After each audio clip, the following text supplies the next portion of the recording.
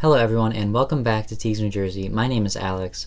Today we're doing something a little different. We're going to be talking a little bit about tea pottery and a little bit of tea pottery history, and I'm going to be sampling an Ali Shan Oolong, which is a high mountain oolong from Taiwan. And this is from the tea company JianZhan. And as you know, I get a lot of samples from different places, different brokers, different farmers and companies out of China, Japan, Taiwan, and I sample a lot, taste a whole bunch of different teas, and I select the ones that I like the most for Teagues, New Jersey, and this is one of those samples. So we're going to be tasting this. I had it last night and I liked it a lot, so we're going to see how it tastes today, and we'll do many tastings in the future. And then this is also from them. I'm sampling some teaware. This is an example of the JianZhan pottery in China. This is one of the original potteries, tea potteries of China, and it is distinct for the clay that's used. It's a very mineral rich clay, very iron rich, and the glaze is also iron rich as well. And what these minerals do, as you know, we talked about LiShan clay in a previous video and the effects of the LiShan clay on tea, and the iron and the minerality in the tea, or in the glaze of this teaware, affects the tea as well. What it does is smoothes the tea out, it enhances the flavors, and it really does an amazing job. We have the Ali Shan Oolong. I heated up my Gaiwan a little bit. I only have 3.5 grams of this. I would usually use 6 grams for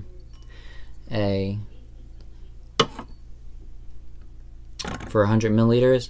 I'm only going to do half because I drank a lot of tea last night and I don't want too much.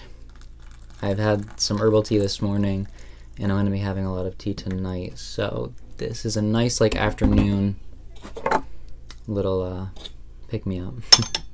So I'm going to steep this for about 20 seconds. And this tea came in just this foil. I'll show you the dry leaf here. This is a green oolong, so it is not roasted. And typically high mountain oolongs are not roasted at all, so you'll still see kind of the greenish color in there. The leaves are a little matte of the dry leaf. And there isn't much fragrance off these leaves. There's a slight green sweetness to it. So we talked a little bit about the JianZhan teaware, and I'm just gonna dump that out there. Now I do have an example here of a Japanese style, or it's actually a Korean style of glazing, and the Japanese like this style of teaware so much that in the whole Japanese tea philosophy, the rakuware is highly prized, especially for the shawan. And this is also similar to kind of a shawan in that it is a tea bowl instead of a cup, and the glaze does not go all the way down. It kind of drips to where it falls, and then there's also different designs and everything on the rim and in here, and then the same thing with the rakuware. The design is very just natural. The potters, the artists will just let the glaze drip, and then the color comes from the kiln. So for both of these styles, the differences in colors and the differences in designs, they come mostly from the kiln. So every one of these bowls is different. The same pot or they could be placed right next to each other in the kiln, and they're going to have different colors, they're going to have different designs. So that's one thing to look out for when you're buying pottery too. A lot of the times it's not going to be the picture you see on the screen, or it's going to be similar but different. I've seen some of these with like the lotus in the bottom. They're famous for the lotus in the bottom. This one doesn't have much of like a lotus shape. It just has those, like the very natural, like bubbly kind of design there. The kind of like cracked eggshell, or yeah, really nice. And then this has a whole bunch of different designs in here too. And you can see the cup is pretty different as well. And this came as like a set. This is from a local potter. And then, so that's like these are 2 clay options. Now this is sealed, so there is no, the glaze used in this does not have mineral or like high iron or anything. So it doesn't have any effect on the tea flavor. It's glazed, so there's no effect. But this, the glaze is special, so it does. And then this is a porcelain teacup. This is another style of Chinese teaware specifically. It does have like Chinese calligraphy on the bottom, and then very nice hand-painted designs. And these were designed and painted before they were fired. The color was brought out during the firing process, but it's not as like unique as these would be. So I'm actually going to be drinking out of the bowl here, and this is the box that this one came in, which is very nice and very unique to Chinese teaware. Now this teaware also does have a very, like a lower than typical like just natural temperature, so like room temperature, so it will cool your tea down a little bit. So you want to have it a little hot, you don't want your tea to be too cold.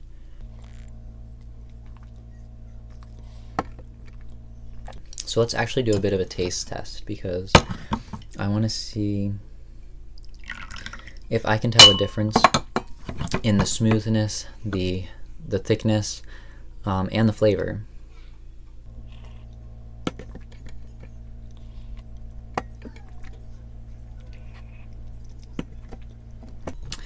So the tea definitely feels thicker out of the JianZhan teaware. We're going to do another infusion.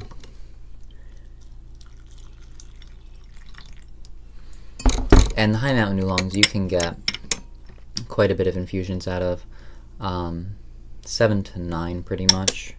So it is a really nice tea to have. It's a really nice tea to have like throughout a day, or to, I don't know, make a few infusions and take them to go too. This tea is very nice and bright. It does have a lot of floral notes, and it has very clean flavors and a very clean aroma, very perfumey aroma. It stays in the mouth, and you can smell it and taste it when you breathe, which is really nice. It's a little bit more harsh out of this cup than it is on this cup, so I think the smoothness definitely is enhanced with this.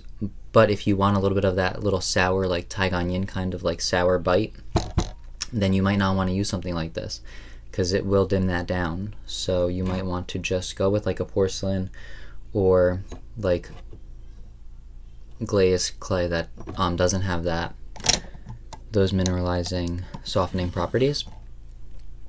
But yeah, 2 very different experiences. Let's see how the second infusion turns out.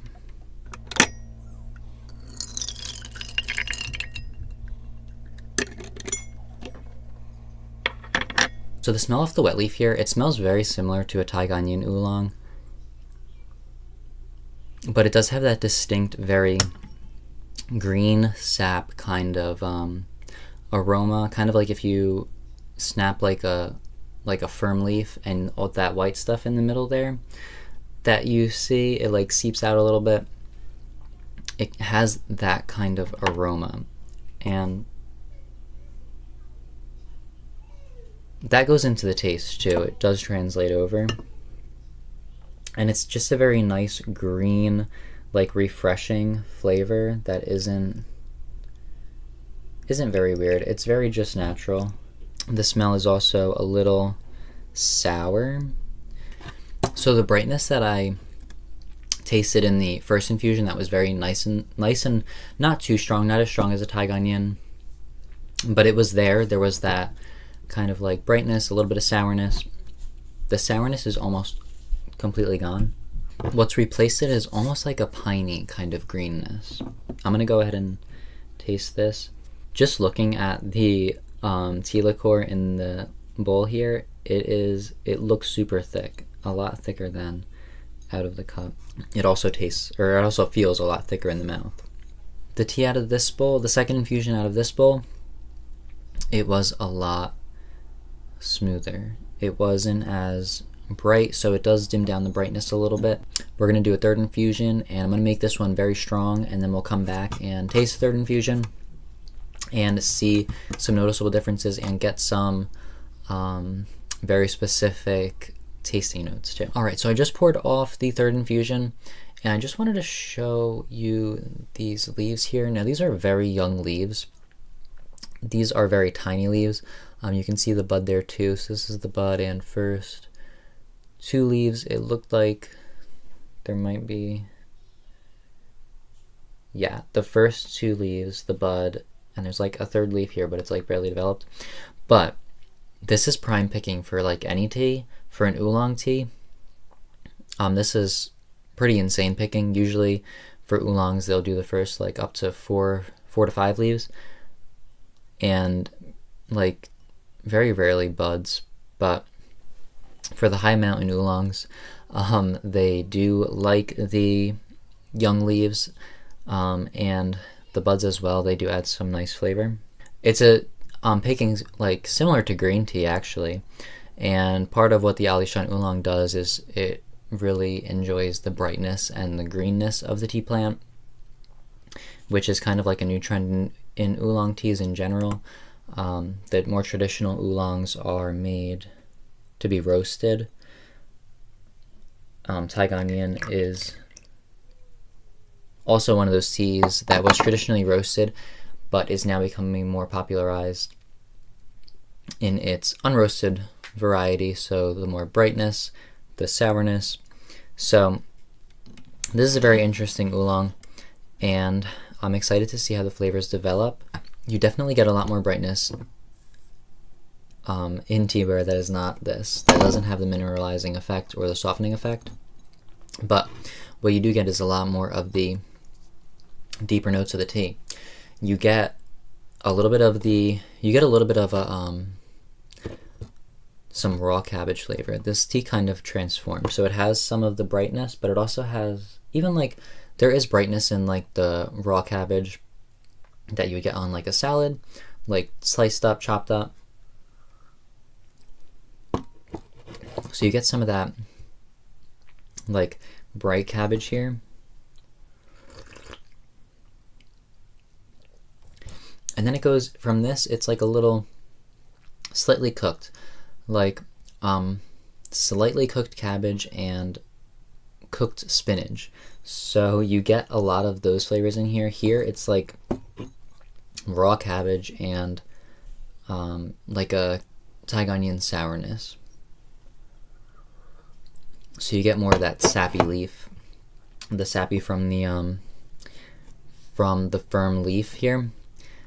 Very interesting tea tasting experience. Same tea, brewed in glass, so there's no effect on the tea here. It's all from just pouring it in and drinking out of these two different cups.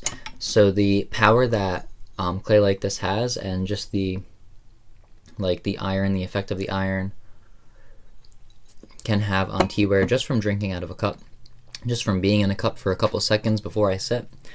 Very powerful, very interesting, and it just shows one of the ways that you can tailor your tea tasting experience to you. So if you have a tea that is super sour and you're just very into like those deeper, like more cooked notes, this would be a great option for you. Like look for the JianZhan teaware. If you are into those very bright, very floral, greener notes, then you might want to stay away from that. You might want to go for porcelain or like a glazed clay like this. I think having the option is very good, but also understanding the differences and why those differences are there is super important for you on your like individual and unique tea life. Everyone likes different teas, everyone likes different flavors out of teas, and this is one more way to tailor your tea experience to you. So thank you guys so much for watching. Make sure you like, subscribe, hit the bell icon for notifications, and I will see you guys next time.